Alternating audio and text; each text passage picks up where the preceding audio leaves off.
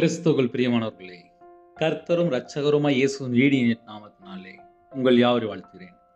தேவனருளிய அப்பம் ministry channel மூலியமாக உங்களோடு சந்திப்பதில் மிகுந்த மகிழ்ச்சியடைகிறேன். தினம்தோறும் அதிகாலை வேளை 3 மணிக்கு பரிசுத்த வேதாந்திலிருந்து ஒரு பகுதி நாம் தியானித்து நம்முடைய குடும்ப பாதுகாப்புக்காக நாம் ஜெபித்து வருகிறோம். வேற தேசத்திலே வேற சூழ்நிலை இணைந்திருக்கிறீங்க. கர்த்தராகிய இயேசு நாமத்தினாலே உங்கள் யாவருக்கும் என் அன்பின் வாழ்த்துக்களை தெரிவித்துக் கொள்கிறேன். அதிகாலை வேளையிலே நாம் இந்த நாளிலும் ஒரு பகுதியை தியானிப்போம். 138ஆம் சங்கீதம் 3ஆம் வசனத்திலே, நான் கூப்பிட்ட நாளிலே எனக்கு மறு உத்தரவு அருளினீர், என் ஆத்துமாவிலே பலன் தந்து என்னை தைரியப்படுத்தினீர். ஹல்லேலூயா.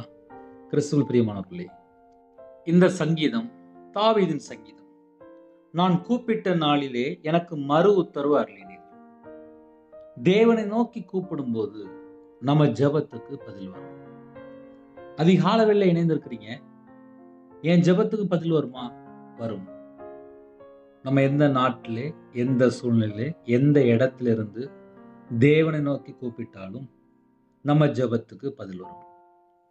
சில குடும்பத்தில் உடனே சொல்லிடுவாங்க, நான் இவ்வளவு பிரச்சனையில் இருக்கேன், இவ்வளவு போராட்டத்தில் இருக்கேன், ஏன் ஜெபத்துக்கு பதில் வருமா? பதில் வரும். நிறைய ஜெப குறிப்பு வரும்போது அவங்கள்ட்ட பேசும்போது ஒரு பக்கம் பார்த்தா கர்த்தரை விட்டு தள்ளி போயிடுவாங்க, இன்னொரு பக்கம் பார்த்தா பிரச்சனை வரும்போது மட்டும் ஏசிட்டு வருவாங்க. இப்படி என்னுடைய வாழ்க்கையில, என் வாழ்க்கையில் நான் இருந்திருக்கேன். நிறைய குடும்பத்தை சந்திக்கும் போது இப்படி சொல்லியிருக்காங்க. வீட்டில் வாலிப பிள்ளைகள் இருக்கலாம், சின்ன வயசுலேருந்து கரெக்டாக சர்ச்சை கூட்டு போயிருப்பாங்க. பையனை சின்ன வயசுலேருந்து கரெக்டாக சர்ச்சை கூட்டு போயிருப்பாங்க. பிள்ளைகள் பெருசாக இருக்கும், காலேஜ் படிப்பாங்க, வெளியூரில் தங்கியிருப்பாங்க. இப்போ பார்த்தா பிள்ளைகளோட வாழ்க்கையில் பைபிள் வாசிப்பது இல்லை, ஜெபம் பண்ணுறது இல்லை, தேவனை துதிக்கிறது இல்லை, கர்த்தரை விட்டு மறந்து போய் வேற வழியில் போயிட்டு இருப்பாங்க. பிள்ளைகளை பார்த்தா திருமணம் முடியாது. அம்மா அப்பா பார்த்தா புலம்பிட்டு இருப்பாங்க, என் பிள்ளை திருமணம் வேண்டாங்கிறா, என்ன பிரச்சனை அப்படிம்பாங்க. வேதம் தெளிவாக நமக்கு எழுதப்பட்டிருக்கு, ஆதியில கொண்ட அன்பை விட்டாய். நிறைய குடும்பத்தில் இப்போ என்ன நடக்கு அப்படின்னா, ஆதியில உள்ள அன்பு இல்லை. இந்த கொரோனா நேரத்தில் சில குடும்பத்திலே குடும்பமா பாட்டு படிச்சு ஜெபம் பண்ணாங்க. ஏன்னா வெளியில போல, வீட்டிலே இருந்தாங்க. வீட்டில் சில ப்ரோக்ராம் பார்ப்பாங்க, நியூஸ் பார்ப்பாங்க, தேசத்துக்குள்ள என்ன நடக்குன்னு சொல்லி பார்ப்பாங்க. கொஞ்சம் உயிர் பயம் இருக்கும், சொந்தக்காரங்க யாராவது இறந்துருப்பாங்க, வீட்டில் யாருக்காவது கொரோனா வந்துருமோன்னு சொல்லி பயப்படுவாங்க.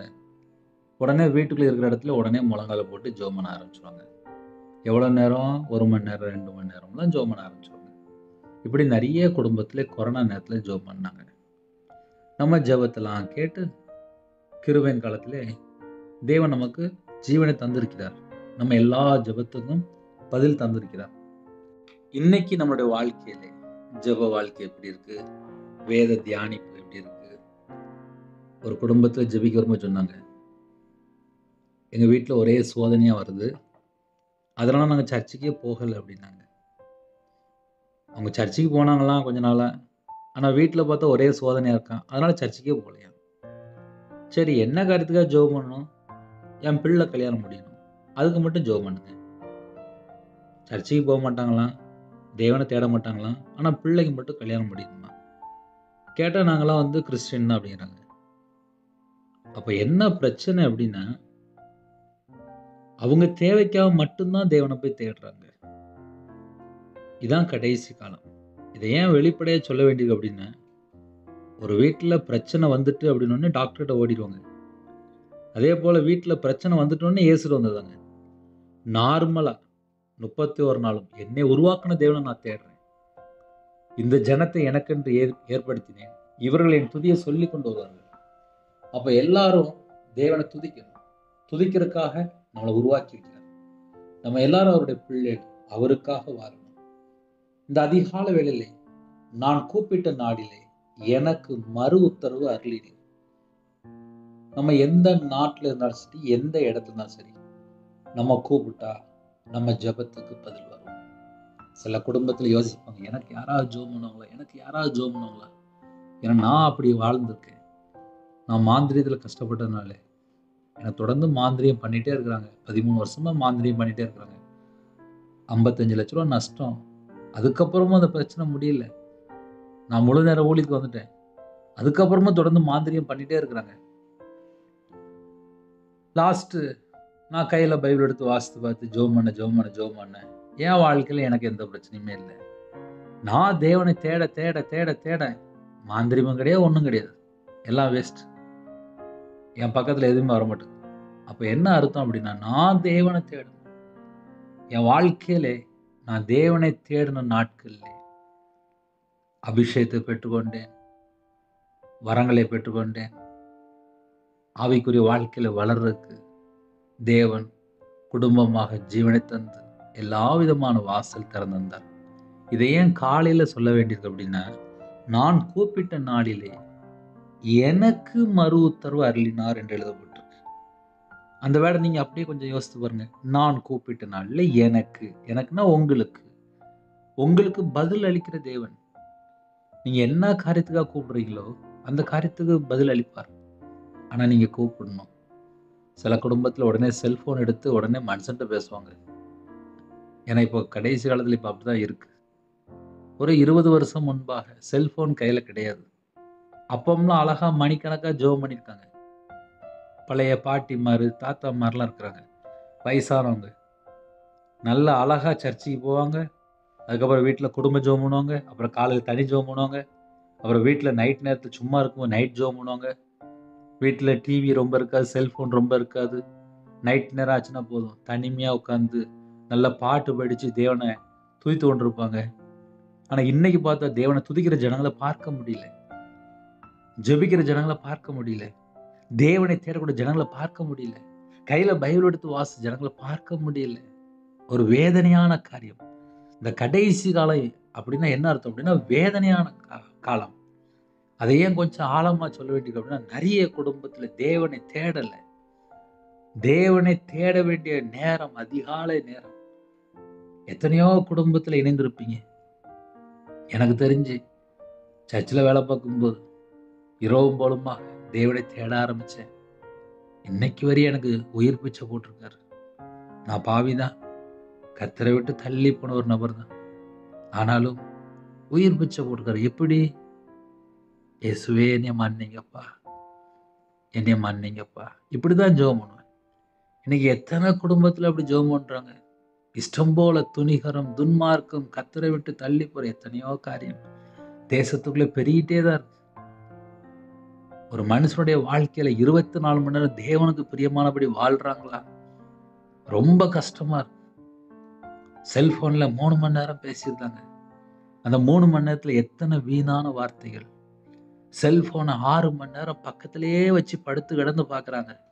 தேவையில்லாத எத்தனை வீடியோ, தேவையில்லாத எத்தனை வெப்சைட்டு.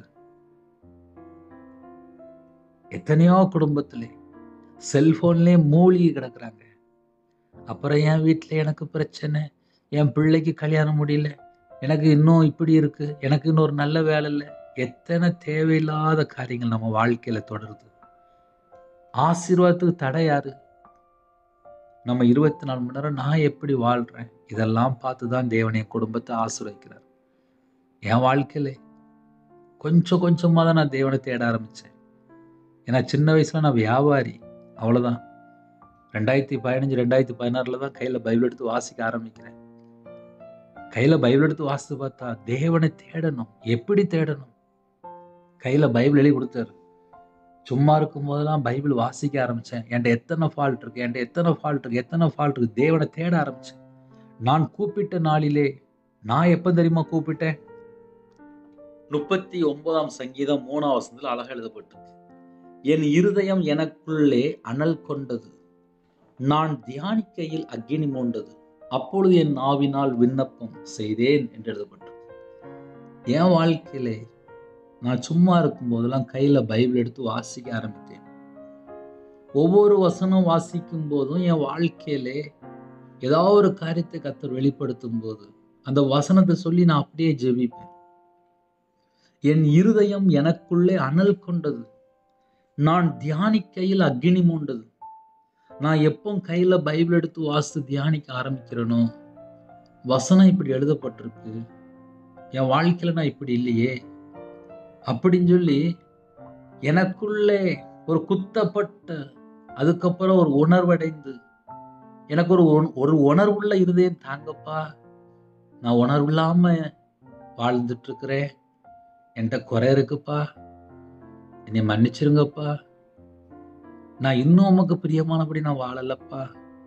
என்கிட்ட இன்னும் இவ்வளவு மிஸ்டேக் இருக்கு அப்படின்னு சொல்லி நான் தியானிக்கையில் அக்கினி மூண்டது இருக்குல்ல, அந்த நேரத்திலே அப்பொழுது என் நாவினால் விண்ணப்பம் செய்தேன்.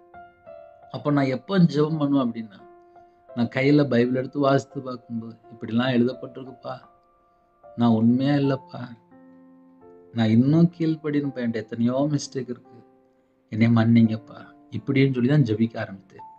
இன்று நம்ம வாழ்க்கையிலே யாரெல்லாம் இணைந்திருக்கிறீங்களோ, கையில பைபிள் எடுத்து வாசிங்க, தியானிங்க. எந்த வசனத்தின் மூலியமாக தேவன் உங்களோடு பேசுறாரோ, இருக்கிற இடத்துல அப்படியே தேவனை நோக்கி கூப்பிடுங்க. நான் கூப்பிட்ட நாளிலே, அந்த வேலை நீங்க நல்லா கவனிக்கணும். நான் கூப்பிட்ட நாளிலே எனக்கு மறு உத்தரவு அருளினார் என்று எழுதப்பட்டிருக்கு. அப்ப நம்ம எந்த நாட்டில, எந்த இடத்துல, எந்த சூழ்நிலை இருந்தாலும் சரி, நம்ம ஜெபத்துக்கு கண்டிப்பாக பதில் வரும். அதுல எந்த ஒரு சந்தேகமும் இல்லை. என் ஆத்துமாவிலே பலன் தந்து என் இருதயத்துக்குள்ள நிறைய நேரத்துல நான் சோர்ந்து போயிடுவேன். நானும் மனுஷன் தானே, நானும் சராசரி ஒரு மனுஷன் தானே, உலகத்துக்குள்ள தானே இருக்கிறேன், குடும்பமா இருக்கிறேன். ஏதாவது ஒரு காரியத்தை யோசிக்கும் போது ஒரு சோர்வு, ஒரு பிரச்சனை யோசிக்கும் போது இப்படி இருக்கே அப்படின்னு சொல்லி யோசிக்கும் போது சோர்வு. ஆனால் கையில பைபிள் எடுத்து வாசித்து பார்த்து, வசனம் இப்படி எழுதப்பட்டிருக்கு, என் வாழ்க்கை எப்படி இருக்கு, இன்னும் நான் எப்படி மாறணும் அப்படின்னு நான் யோசிக்கிறேன் தெரியுமா, அப்பமே என் ஆத்மாவுக்குள்ள ஒரு பலன் தந்துருவார். ஹல்லேலூயா. எப்படி? நான் தேவனை தேடுறேன். தேவனை தேடும் போதுதான் கர்த்தர் எனக்கு பலன் தரார். என் ஆத்மாவில் ஒரு பலன் தராரு. எப்பன்னு சொல்லி நான் பார்த்ததில்லை. எப்பெல்லாம் கையில பைபிள் எடுத்து வாசித்து பார்த்து தியானிச்சு ஜெபிக்க ஆரம்பிச்சனும், அந்த நேரத்திலே ஒரு விசேஷமான ஒரு பலன், விசேஷமா ஒரு பாதுகாப்பு, தேவனுடைய பிரசன்னம் இறங்கி வரும். காரணம் என்ன? உலகத்துல எத்தனையோ காரியங்கள் இருக்கு, அது எல்லாவற்றையும் விட்டு, அதெல்லாம் வேண்டாம் அப்படின்னு சொல்லி விட்டு தேவனுடைய சமூகத்துல இரவும் பகலுமா தேட ஆரம்பித்தேன். கர்த்தர் அபிஷேகம் பண்ணினார். தேவனர்ல அப்ப மினிஷன் தந்தாரு. ஆன்லைன் மூலியமாக எத்தனையோ தேசத்துக்குள்ளே ஒரே நேரத்துல பாக்குறீங்க. இதெல்லாம் எப்படி? தேவனோடு பேசணும்னு சொல்லி ஆசைப்பட்டேன். எப்படி பேசினேன்? அப்பா, நான் இன்னும் உமக்கு பிரியமானபடி நான் வாழலப்பா, என்கிட்ட குறை இருக்குப்பா, நீங்க எதிர்பார்க்கிற பரிசுத்தம் இன்னும் வரலப்பா, நீங்க சொன்ன மாதிரி நான் இன்னும் நடக்கலப்பா, இன்னும் என்கிட்ட உண்மை, இன்னும் என்கிட்ட குறையா இருக்குப்பா அப்படின்னு சொல்லி இப்படியே பேச ஆரம்பித்தேன். தேவனோடு பேச ஆரம்பித்தேன். நான் கூப்பிட்ட நாளிலே எனக்கு மறு உத்தரவு அருளினீர். கர்த்தருடைய பிள்ளைகள் தான் இணைந்திருக்கிறீங்க. எந்த சூழ்நிலையும் சரி, புருஷன் அடிச்சிட்டாரா, புருஷன் சந்தேகப்பட்டாரா, புருஷன் வீட்டுல பிரச்சனையா, டைவர்ஸ் அளவுக்கு பிரச்சனை இருக்கா, பலவீனத்தோடு இருக்கிறீங்களா, ஹாஸ்பிட்டல் இருக்கிறீங்களா, பணம் தேவை இருக்கா, கடன் பிரச்சனையா, குடும்ப பிரச்சனையா, வாழ்க்கை பிரச்சனையா, வாழ்க்கையே போராட்டமா, எந்த பிரச்சனை இருந்தாலும் சரி, நான் கூப்பிட்ட நாளிலே எனக்கு மறு உத்தரவு அருளினீர். அப்ப நம்ம எந்த நாட்டில இருந்து, எந்த இடத்துல இருந்து, நம்ம எந்த ரூம்ல இருந்து கூப்பிட்டாலும் கர்த்தர் நமக்கு பதில் தருவார். அந்த நம்பிக்கை முதல்ல நமக்குள்ளே வரணும். அதுக்குத்தான் தெளிவா சொன்னேன். நான் கையில பைபிள் எடுத்து வாசிக்கும் போது என்கிட்ட என்னெல்லாம் குறை இருக்கு அதை நான் முதல்ல யோசித்து பார்த்து, அப்பா என்கிட்ட இந்த காரியத்துல குறை இருக்குப்பா, நான் இன்னும் உமக்கு பிரியமானபடி வாழல அப்படின்னு சொல்லி நேரா சாஷ்டாங்கமா அர்ப்பணிச்சிருவேன். ஏன்னா தேவனோடு பேசணும் அப்படின்னா நடுவுல நமக்கும் தேவனுக்கும் பாவம் இருக்கக்கூடாது. கர்த்தரை விட்டு தள்ளி போற எத்தனையோ காரியங்கள் நெருங்கி நிற்கிற பாவம் என்று வேதம் தெளிவாக எழுதப்பட்டிருக்கு. கையில பைபிள் எடுத்து வாசித்து பார்த்தா தெரியுது, கடைசி காலத்துல அக்கிரமம் மிகுதியாய் போகும், அன்பு தணிந்து போகும் என்று எழுதப்பட்டிருக்கு. இந்த உலகத்துலதான் நம்ம வாழ்ந்துட்டு இருக்கோம். கடைசி காலத்துல நம்ம எப்படி வாழ்ந்துட்டு இருக்கோம்னா, அக்கிரமம் பெருகி போகும், அன்பு தணிந்து போகும். இதுதான் கடைசி காலம். இந்த கடைசி காலத்துலதான் நம்ம தேவனை தேடிட்டு இருக்கோம். வீட்டுல 4 பேர் இருக்கிறாங்க, 4 பேர்ல இப்போ 3 பேர் செல்ஃபோன் யூஸ் பண்ண ஆரம்பிச்சிட்டாங்க. இல்ல 2 பேராவது செல்ஃபோன் யூஸ் பண்றாங்க. வீட்ல குட்டி பிள்ளைக்கும் செல்ஃபோன் குடுக்குறாங்க. வாலிப பையன், வாலிப பிள்ளைகளுக்கும் செல்ஃபோன் தான் குடுக்குறாங்க. கேட்டா ஸ்கூல் பாடம், காலேஜ் பாடம்ங்கிறாங்க. வேலைக்கு போனா அங்க செல்ஃபோன் வேணுங்கிறாங்க. சரி, கல்யாணம் இப்ப தான் முடிஞ்சுது. என் மனைவிட்ட பேச சொல்லி ஒரு செல்ஃபோன் வாங்கி குடுக்குறாங்க. ஆக மொத்தம் மேக்ஸிமம் வெளிநாட்டுல இருக்கிறாங்க. அங்கேயும் செல்ஃபோன் தான். எல்லா பக்கமும் செல்ஃபோன் தான். செல்ஃபோன் அதிகமா யூஸ் பண்றாங்க. நான் தேவனோடு எவ்வளவு நேரம் தொடர்புல இருக்கேன்? என் இருதயம் தேவனோடு எவ்வளவு நேரம் தொடர்புல இருக்கு? ஒரு வீட்ல இருக்க செல்ஃபோன் 24 மணி நேரம் சார்ஜ்ல இருக்கு. 24 மணி நேரம் அந்த பேட்டரி ஃபுல் சார்ஜ் இருக்கு. குறையுது, கூடுது. கரெக்ட்டா மெயின்டெயின் பண்றாங்க. என்னுடைய ஆவிக்குரிய வாழ்க்கை, என் இருதயம் தேவனோடு 24 மணி நேரத்துல எவ்வளவு நேரம் தொடர்புல இருக்கு? நம்ம நார்மலா யோசித்து பார்க்கலாம். நான் கூப்பிட்ட நாளிலே நீங்க 24 மணி நேரம் தேவனை கூப்பிடலாமே. நீங்க 24 மணி நேரம் தேவனோடு பேசிக்கிட்டே இருக்கலாம். அவர் அப்பா தானே. அப்பாட்ட நீங்க 24 மணி நேரமும் பேசலாம். இடைவிடாமல் ஜெபம் பண்ணுங்க. இடைவிடாமல் ஜெபம் பண்ணுங்கள் என்ன? நீங்க படுத்திருக்கும்போது பேசலாம், உட்கார்ந்திருக்கும்போது பேசலாம், காலையில தூங்கி எந்திரிச்சோன பேசலாம், சமையல் பண்ணும்போது பேசலாம், வெளியில போகும்போது பேசலாம், வேலையில இருக்கும்போது பேசலாம், படிக்கும்போது பேசலாம். எப்போதுமே தேவனோடு பேசிக்கொண்டே இருக்கலாம். உங்க இருதயம் தேவனோடு கனெக்டிங் இருக்கும்.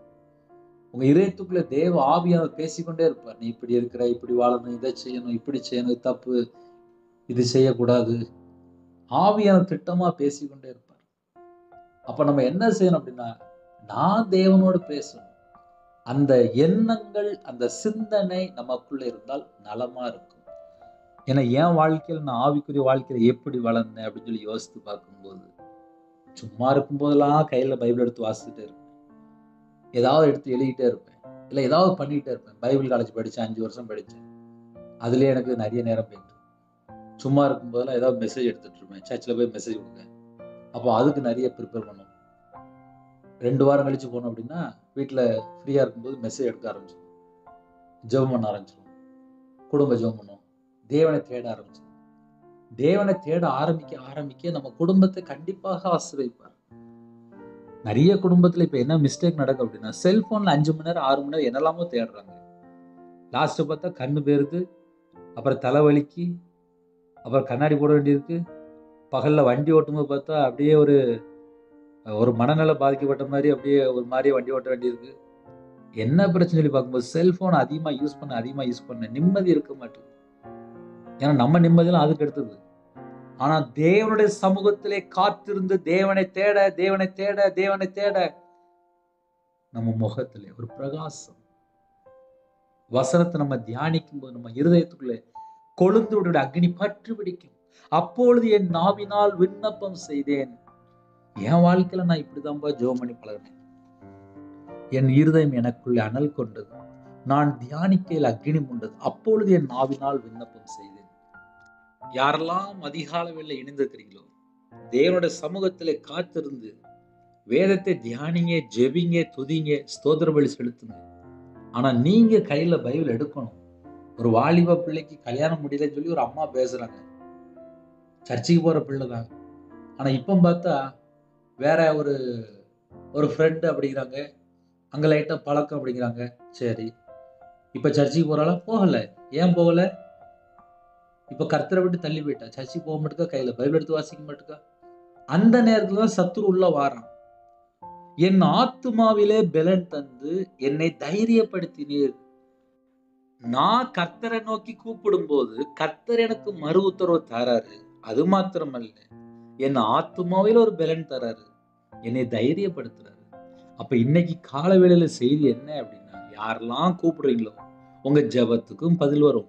உங்க ஆத்துமாவில ஒரு பலன் கிடைக்கும். உங்களுக்கு ஒரு தைரியமும் தருவாரு. கொரோனா நேரத்திலே ஒரு குடும்பத்துல ஒரு ஜெபக்குறி வந்துச்சு. 3.5 கோடி ரூபாய் கடன் இருக்கு. நான் சாக போறேன் அப்படின்னாரு. சரி, அதுக்கப்புறம் உங்க வீட்டுல பிள்ளைகள் இருக்கா? இருக்கு. மனைவி இருக்காங்க. அம்மா அப்பா இருக்கிறாங்க. 3.5 கோடி ரூபாய் கடன் இருக்கு அப்படின்னாங்க. இவங்கெல்லாம் உங்களை நம்பிதான் இருக்காங்க. கடன் இருக்கு. சரி, உங்க வாழ்க்கை லைஃப் எப்படி இருக்கும்? கடன் யோசித்து நீங்க இப்படி தப்பான ஒரு முடிவு எடுத்தீங்கன்னா அப்படின்னு லாஸ்ட் பார்த்து அந்த மனுஷன் சாகவே இல்லை. கொஞ்ச நாள் கழிச்சு ஃபோன் பண்ணாரு, நான் நல்லா இருக்கேன் அப்படின்னாரு. திடீர்னு எடுக்கிற ஒரு முடிவு. ஆனா தேவனுடைய சமூகத்துல நாம் காத்திருந்து ஜெபிக்கும் போது விடுதலை தராரு, குடும்பத்தை ஆசீர்வதிக்கிறாரு, கடன் பிரச்சனை மாத்துறாரு, குடும்பத்தை மறுபடியும் ஆசீர்வதிக்கிறார். யாரெல்லாம் இணைந்திருக்கிறீங்களோ உண்மையா தேவனை தேடுங்க. ஏன் தெரியுமா இவ்வளவு நேரம் பேசுறேன்? நிறைய குடும்பத்துல உண்மையே இல்லை. என் வாழ்க்கையில நான் தேவனுடைய சமூகத்துல காத்திருந்து, அப்பா நீங்க எதிர்பார்க்கிற அந்த குவாலிட்டி இன்னும் இல்லப்பா, அப்படிதான் நான் ஜெபிப்பேன். ஏன்னா தேவன் பரிசுத்தமுள்ள தேவன். நம்ம வாழ்க்கையில 24 மணி நேரம் வாழ்க்கையில நம்ம இன்னும் எவ்வளவு தூரம் யோசித்து பாருங்க. அதனால காலையில இணைந்திருக்கிறீங்களா? நான் கூப்பிட்ட நாளில எனக்கு மறு உத்தரவு அருளினார். உங்க ஜெபத்துக்கு பதில் வரும். உங்க ஆத்துமால ஒரு பலன் தருவார். உங்களை தைரியப்படுத்துவார். அப்பேற்பட்ட தேவனை தான் நீங்க ஆராதிக்கிறீங்க. காலையில ஒரு சின்ன ஜெபம் பண்ணுவோம். உங்க குடும்பத்தை கண்டிப்பாக மாற்றி தருவார். சந்தோஷமா ஜெபம் பண்ணுவோம். கண்களை மூடி. கிருபை மகிமை அந்த பரிசுத்தம் உள்ள நல்ல தகப்பனே, உம்மை நன்றியோடு துதிக்கிறோம்ப்பா. இரக்கத்தில் ஐஸ்வர்யம் உள்ள தேவன்பா. எங்க மேல அன்பா இருக்கிறீங்க. எங்களுக்காக ஜீவனை தந்திருக்கிறீங்க. எங்களுக்காக பிதானிடத்துல பரிந்து பேசுறீங்க. ஜீவாதிபதியானவரே, மகிமே நாவியானவரே, பரிசுத்தம் உள்ள தேவனே, உம்மை நன்றியோடு துதிக்கிறோம் ராஜா. சமாதான பிரபுவே, சமாதானத்தின் தேவனே, எங்களை ஆளுகை செய்கிற ராஜாதி ராஜாவை உம்மை நன்றியோடு துதிக்கிறோம் ராஜா. காலை வேளையிலே நாங்க எல்லாரும் உம்முடைய பாதவில் வந்து நிக்கிறோம்ப்பா. எங்களுக்கு நீங்க வேணும்ப்பா. 24 மணி நேரம் எங்க கூட நீங்க இருங்கப்பா. நாங்க கர்த்தரை விட்டு தள்ளி போற காரியம் இந்த உலகத்துக்குள்ள ஏகப்பட்ட காரியம் இருக்குப்பா. வெளியில புறப்பட்டு போகும்போது தேவையில்லாத வீண் வார்த்தைகள், தேவையில்லாத பிரச்சனைகள், எத்தனையோ காரியங்கள் இருக்குப்பா. அது எதுவும் எங்களுக்கு வேண்டாம். நான் கூப்பிட்ட நாளிலே எனக்கு மறு உத்தரவு வரலையே என்று வேதம் சொல்லிடுறப்பா. எங்க ஆத்துமால ஒரு பலன் தரீங்க, எங்களை தைரியப்படுத்துறீங்க. எங்களுக்கு நீங்க தான்ப்பா வேணும். நாங்க எல்லாரும் ஒருமனப்பட்டு கேட்கிறோம்ப்பா. என் நாமத்தினால எதை கேட்டாலும் அப்படின்னு சொன்னீங்க ராஜா. கர்த்தரா இயேசு ராஜா எங்க இதயத்துக்குள்ள வாசம் பண்ணணும்ப்பா. எங்க இதயத்திலே கர்த்தரை விட்டு தள்ளி போற பாவத்தை எல்லாம் எடுத்து போட்டுருங்கப்பா. எத்தனையோ குறைகள், எத்தனையோ காரியங்கள், அது எல்லாவற்றையும் நீக்கிருங்கப்பா. கல்லான இதயத்தை எடுத்து போட்டு சதையான இதயத்தை தாங்க ராஜா. உங்களுடைய நல்ல ஆவியை தாங்க ராஜா. எங்களை பரிசுத்தப்படுத்துங்க. என்னுடைய குறைகள் எல்லாம் மன்னிங்க. கர்த்தர் இந்த நாளிலும் யாரெல்லாம் ஜெபிதோட எல்லா குடும்பத்தையும் பரிசுத்தப்படுத்தி ஆசிரியங்க. உங்களுடைய கிருபையால் நிரப்புங்க. உங்களுடைய பிரசன்னத்தால் மூடுங்க. உங்களுடைய வல்லமையால் நிரப்புங்க. மகிமையின் ஆவியானவர் மேல தங்கிருங்க ராஜா. கிருபையின் வரலால் நிரப்புங்க. ஞான வரலால் நிரப்புங்க. தீர்க்க தரிசன வரலால் நிரப்புங்க ராஜா. ரட்சிப்பின் வஸ்து தாங்க ராஜா. நீதியின் சால்வை தாங்க ராஜா. துதியின் அபிஷேகம் நிரப்புங்க ராஜா. ஆவிக்குரிய 9 கனிகளினாலும் ஆவிக்குரிய 9 வரலாலும் பிள்ளைகளை நிரப்புங்கப்பா. சத்துருக்கள் மேற்கொள்ள அபிஷேகம் நிரப்பு ராஜா. எந்த குடும்பத்தில் தங்களை தாழ்த்தணும் ஜெப அபிஷேகத்தை தாங்க ராஜா. வேதத்தை தியானிக்கிற அபிஷேகம் தாங்க ராஜா. என்னுடைய இருதய மனக்கண்கள் திறப்படட்டும். குழந்தையுடைய அக்னி என்னோட உள்ளத்துக்குள்ள பட்டு விட்டுப்பா. பூமி மேல அக்னியை போட வந்தேன் அப்பா. எல்லா குடும்பத்தின் மேல அக்னி போடுங்க ராஜா. கடைசி காலத்துல மாம்சமான யாவர் மேலும் என்னுடைய ஆவியை ஊற்று சொன்னீங்க ராஜா. எல்லா குடும்பத்தையும் அப்பா அக்னினால் நிரப்பி ஆசிரியங்க. சிறுபிள்ளைகள் முதல் கொண்டு முதியோர் எல்லா குடும்பத்தையும் கற்றுப்படுத்துங்க. எந்த குடும்பத்திலே தங்களை தாழ்த்துங்களோ அவனுடைய அப்பத்தின் தனி ஆசிரியர் ராஜா. விசேஷமா எல்லா குறைகள் குற்றங்கள் எல்லாவற்றையும் கத்தர் மன்னித்து ஒவ்வொரு குடும்பத்தையும் கத்தர் மென்மேலும் ஆசிரியக்க வேண்டும். சிறுபிள்ளைகள் முதல் கொண்டு முதியோர் எல்லா குடும்பத்தையும் கத்தர் அப்பா 1000 மடங்கு ஆசிரியர் ராஜா. எந்த குடும்பத்திலே தங்களை தாழ்த்தினாலோ அந்த குடும்பத்தை மென்மேலும் ஆசிரியங்க. விசேஷமா காலை வேளையிலே அப்பா வேலைக்கு பொறுப்புறாங்க, கம்பெனிக்கு பொறுப்புறாங்க, இன்னுமாக ஆபீஸ் பொறுப்புறாங்க, வியாபாரத்துக்கு பொறுப்புறாங்க. சில குடும்பத்திலே அப்பா விவசாயத்துக்கு பொறுப்புறாங்க. காலை வேளையிலே போட் தொழில் பொறுப்புறாங்க. டீச்சர் ஜெபிக்கிறாங்க, கவர்மெண்ட் ஆஃபீஸர் ஜெபிக்கிறாங்க, தலைவர் ஜெபிக்கிறாங்க. எல்லா குடும்பத்தையுமே கர்த்தர் சந்திங்க. டிரைவிங் லைன்ல இருக்காங்க, இன்னுமாக மிஷினரி ஒழித்து போடுறாங்க. காலை வேளையிலே அப்பா வெளிநாட்டுல இருக்காங்க, பஸ்ல போறாங்க, கார்ல போறாங்க. டிரைவிங் லைன்ல அப்பா எத்தனையோ குடும்பத்திலே அப்பா வேற இடத்துல போயிட்டு இருக்காங்கப்பா. எல்லா குடும்பத்துக்கும் எல்லா விதமான பாதுகாப்பு வேணும். காலை வேளையிலே ஜெபிக்கிற எல்லா குடும்பத்தையும் முன்னும் பின்னுமா தேவதை நிப்பாட்டி பாதுகாத்துங்க ராஜா. இந்த நாளில் யாரெல்லாம் பிறந்த நாள் கொண்டாடுறோம் அந்த குடும்பத்தை கத்தர் ஆசிரியங்க. திருமண நாள் கொண்டாடுற அந்த குடும்பத்தை ஆசிரியங்க. பல மடங்கு பழுகி பெருகட்டும் பாக்கத்த கிருபை தாங்க. காலவேளையிலே யாரெல்லாம் தங்களை தாழ்த்துவாங்க அவருடைய அப்பத்தின் தண்ணி ஆசிரியங்க. அவருடைய கையின் கீழில் ஆசிரியங்க. அவருடைய சிரசின் மேல் ஆசிரியங்க ராஜா. கிறிஸ்துவுக்குள் ஆவிக்குரிய உணவுடைய சகல விதமான ஆசீர்வாதங்களும் உங்க பிள்ளைகளை நிரப்பி ஆசிரியங்க. நாமத்து நிமித்தம் எதை கேட்டாலும் சொன்னீங்க ராஜா. இயேசு நாமத்தினால கேட்கிறோம். எல்லா குடும்பத்தையும் கத்தர் ஆசிரியங்க. காலவேளையில ஜெபிக்கிறாங்க. எங்களோட சிந்தனை கிறிஸ்துவோட இணைப்பட்டும். எங்க கண்கள் கழிக்கும் பொழுது வீண் வார்த்தையை பேசுறபடி வேலைங்க ராஜா. எங்க இதயத்துக்குள்ள பிதா குமாரன் பரிசுத்தம் மட்டும்தான் இருக்க வேண்டும். எங்களுடைய அவைகள் எல்லாம் கிறிஸ்துவோட அவயமா மாறட்டும். நாடி நரம்பெல்லாம் விசேஷமா வேலை அடிங்க ராஜா. உமக்கு பிரியமானபடி வாழ அர்ப்பணிக்கிறோம். பிதாவின் சித்தம் செய்ய அர்ப்பணிக்கிறோம் ராஜா. பரிசுத்தமா வாழ உம்முடைய வார்த்தைக்கு கீழ்ப்படிந்து, அப்பா கட்டளைக்கு கீழ்ப்படிந்து கற்பனை கைக்கொள்ள உம்முடைய சத்தத்துக்கு செவி கொடுக்க கர்த்தர் கிருபை தாங்க ராஜா. நற்கிரியை செய்ய, நன்மை செய்ய, தான தர்மம் செய்ய கர்த்தர் கிருபை செய்யுங்க ராஜா. இடைவிடாமல் ஜெபிக்க எங்களுக்கு கிருபை தாங்கப்பா. துதிக்க கிருபை தாங்கப்பா. எப்பொழுதும் சந்தோஷமா இருக்க கர்த்தர் கிருபை செய்யுங்க ராஜா. தீமையான காரியத்தை வெறுத்து நன்மை செய்ய எங்களுக்கு கிருபை தாங்கப்பா. அந்த நாளை எங்களுக்கு ஆசீர்வதித்தாங்க. யாரெல்லாம் தங்களை தாழ்த்துங்களோ பிதா குமாரன் பரிசுத்த நாமத்தினாலே முத்திரையிடட்டும். விசேஷமா இயேசு இரத்த கொட்டைகளை வேலடைத்து மூடி மறைத்து கர்த்தர் பாதுகாத்துங்க. இணைந்திருக்கிற எல்லா குடும்பத்தையும் கர்த்தர் ஆசீர்வதிக்க வேண்டும். இயேசு கிறிஸ்து இரத்தத்தினாலே நாமத்தினால வானத்திற்கு ராஜா சிங்காசனத்தில் பலன்களை திறந்து இடம் கொள்ளாமல் போக மட்டும் சகல குடும்பத்தையும் சம்பூர்ணமா அதிருப்தியாக கர்த்தர் நிரப்பி ஆசீர்வதிங்க. விசேஷமா உயிர்ப்பிக்கிற ஆவியானவர் இறங்கி வாங்க ராஜா. எந்த குடும்பத்திலே காலவேளையிலே பல விதமான பிரச்சனையோடு ஆவிக்குரிய வாழ்க்கையில வளர முடியலன்னு சொல்லி வேதனையோடு, நிந்தையோடு, அவமானத்தோடு பல சூழ்நிலை அப்பா பாதிக்கப்பட்டு வாழ்ந்துட்டு இருக்காங்க. இந்த நாளிலும் ஆவிக்குரிய வாழ்க்கையில வளர கர்த்தர் உயிர்ப்பீங்க ராஜா. உயிர்ப்பீங்கப்பா, உயிர்ப்பீங்கப்பா. எல்லா குறைகளெல்லாம் மன்னித்து உயிர்ப்பீங்க ராஜா. சிலுவை ரத்தத்தினால சமாதானத்தை உண்டாக்குனீங்களே, உங்களுடைய ஜீவன்ல வருகிறோம் ராஜா. உங்களுடைய ரத்த கொட்டைகளை வேலடித்து மூடி மறைத்து கர்த்தர் பாதுகாத்துங்க. எந்த குடும்பத்திலே தங்களை தாழ்த்துவாங்க எல்லா குடும்பத்தையும் கர்த்தர் ஆசீர்வதிங்க ராஜா. இயேசு கிறிஸ்து இரத்தத்தினால நாமத்தினால் எல்லா தடையெல்லாம் விலகி போட்டு ராஜா.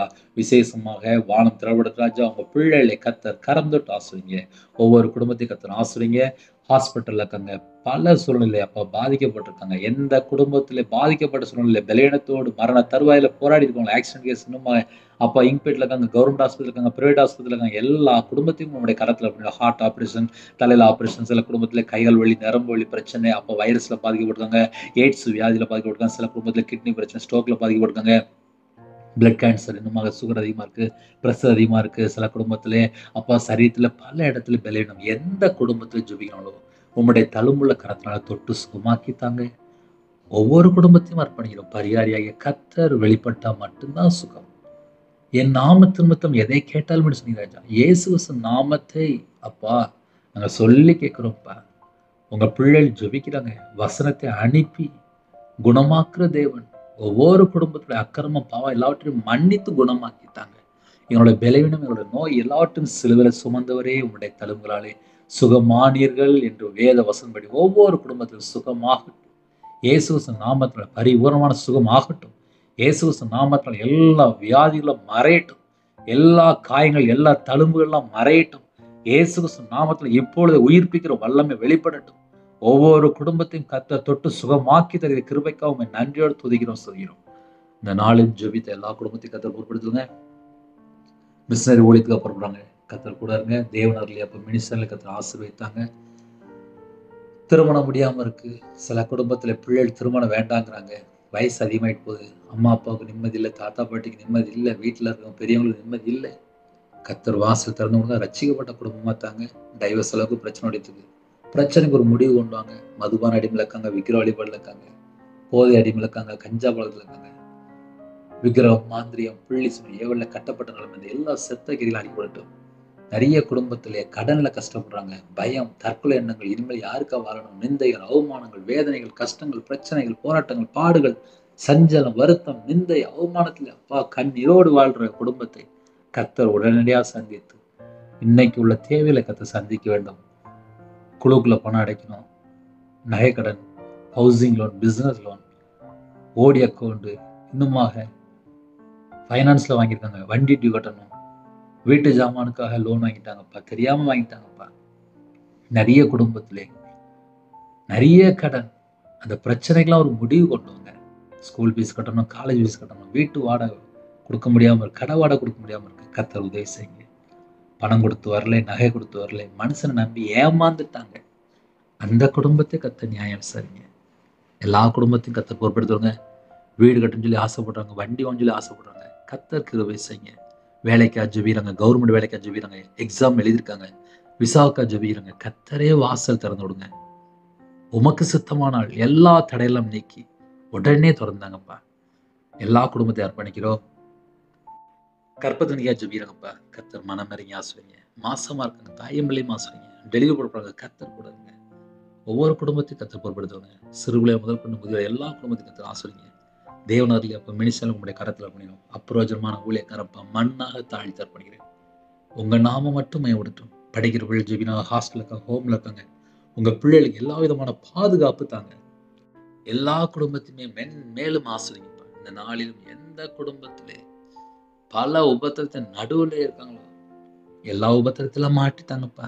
வெளிநாட்டில் இருக்காங்க, வேலை செய்கிற இடத்துல கஷ்டமா இருக்கு, பல சூழ்நிலைப்பா வாழ்றாங்க, நிம்மதி இல்லைப்பா. அந்த குடும்பத்தெல்லாம் கத்த சந்திங்கப்பா. காலை வேளையில நாங்கள் எல்லாரும் ஒருமனப்பட்டு ஜெபிக்கிறோம்ப்பா.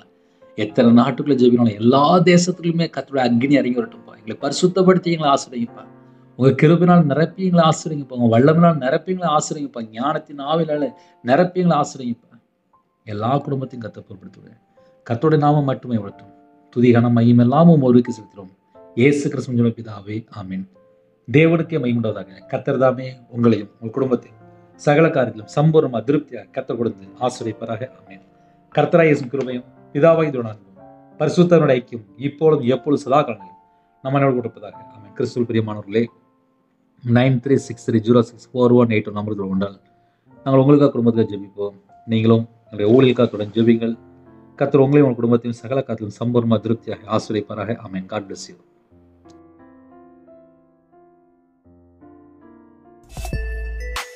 Thanks for watching. Please subscribe our channel. Click the like and share. Click the bell. God bless you.